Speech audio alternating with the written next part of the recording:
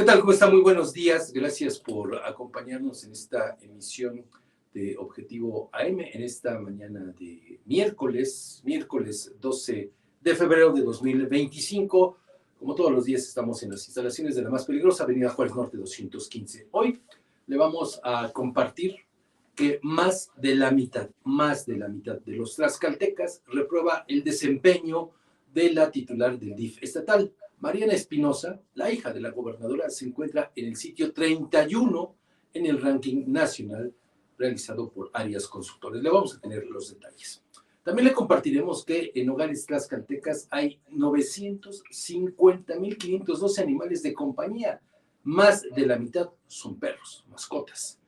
También le tendremos hoy información referente a la remoción de Adriana Delgado como fiscal anticorrupción aquí en el estado. La releva Gustavo Tlazimatzi, quien, tiene un gran reto, sobre todo, para acabar con la impunidad, precisamente, que priva gracias a la corrupción.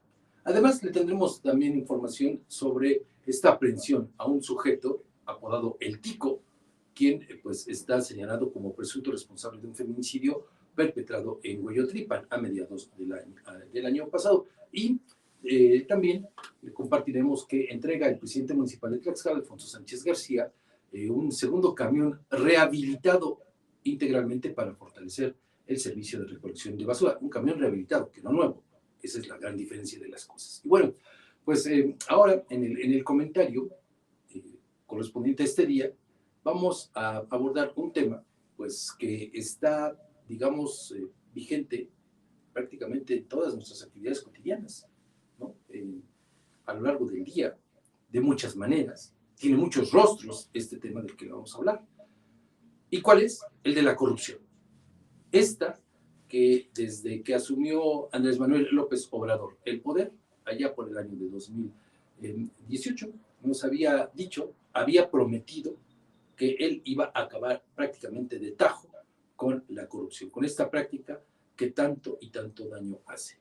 Bueno, lo cierto es que no logró ese propósito, a pesar del discurso tan reiterado relativo a que la corrupción se barría o se barre de abajo hacia arriba. Perdón, al revés, ya me confundí, pero era nada más. No, pero a fin de cuentas no lo logró. Y tan no lo logró que ejemplos hay muchísimos. El caso de Segalmex, más de 16,000 millones de pesos producto de la corrupción. Y bueno, el principal involucrado en eso sigue libre, gozando de la vida, como si nada hubiera ocurrido. 16,000 millones de pesos, nada más y nada menos. Bueno, ¿esto por qué viene a colación? Porque ayer Transparencia Internacional, una organización de reconocido prestigio, dio a conocer los resultados del índice de percepción de la corrupción a nivel internacional, desde luego. Bueno, ¿qué creen? Resulta que tan solo en el último año, los últimos meses prácticamente del gobierno de López Obrador, en 2024, de 100 puntos posibles, en los que se evalúan diversos criterios, México, ¿sabe cuántos puntos obtuvo? Solo 26 puntos, es decir, prácticamente en el sótano en este tema.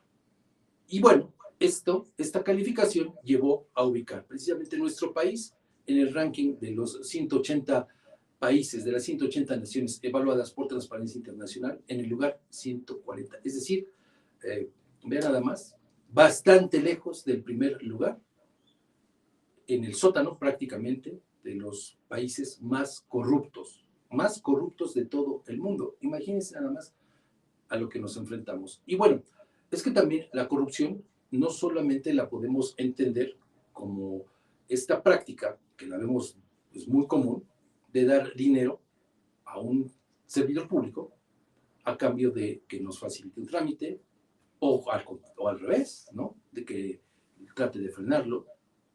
No solamente se trata de eso, sino también se trata de prácticas como, por ejemplo, el engañar a las personas por parte de la gente que está en el poder, de ostentarse como algo que no son, o de desempeñar una actividad para la cual no están calificados. Eso también es corrupción, a fin de cuentas, ¿no?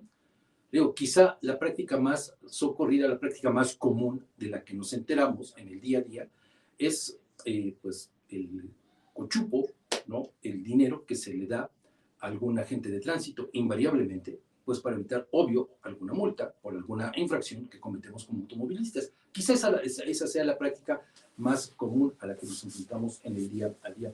Yo recuerdo que hace algún tiempo la Comisión Estatal de Derechos Humanos aquí en el Estado, cuando funcionaba, realizó una encuesta para determinar y conocer más o menos cómo estaba el nivel de corrupción, ¿saben dónde? En el Poder Judicial.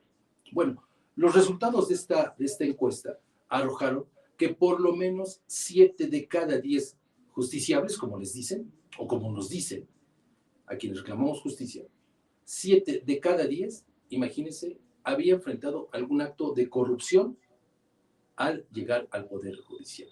Y es que esta la entendían desde, fíjese, por ejemplo, y lo digo con respeto porque, bueno, pues a fin de cuentas también se ganan el pan de todos los días, pero pues no deja de ser una práctica quizá enfocada con esa naturaleza. Bueno, llega desde que por ejemplo, usted llegaba a ante alguna autoridad del Tribunal Superior de Justicia y desde que llegaba, bueno, era cuestión de dar dinero, que sí para las copias, que sí para la secretaría, para que nos agendan la cita, en fin, una serie de pagos que se tenía que hacer. Y entonces, yo recuerdo que más o menos en ese ejercicio se daba cuenta de que, fíjese, un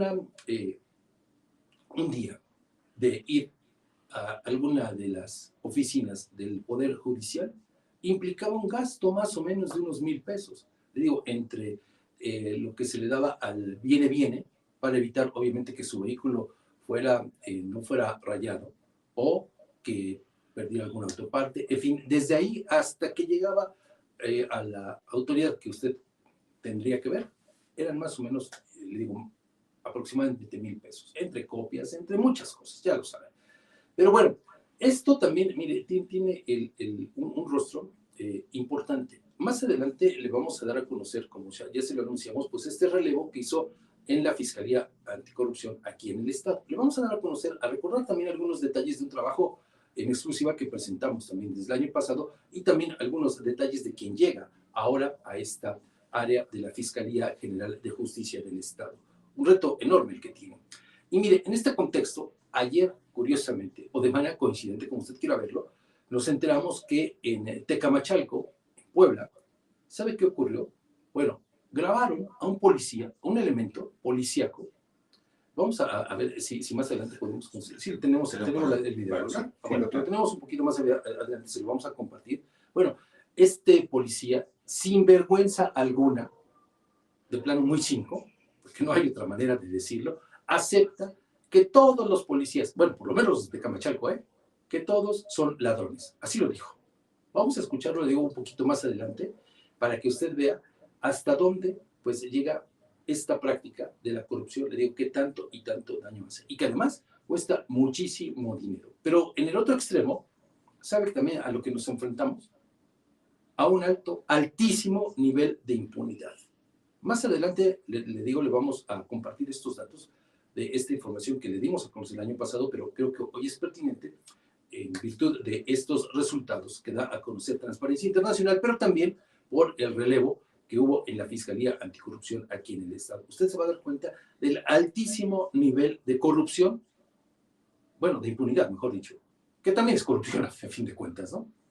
A donde nos lleva toda esta práctica que pues nos lleva ahí mucho tiempo. Incluso, a propósito de estos resultados, leía algunas opiniones el día de ayer de especialistas, de gente versada sobre el tema, y bueno, pues consideran que esta práctica también se ha vuelto complicado erradicarla por una situación muy importante, porque como tal no existe una ley anticorrupción.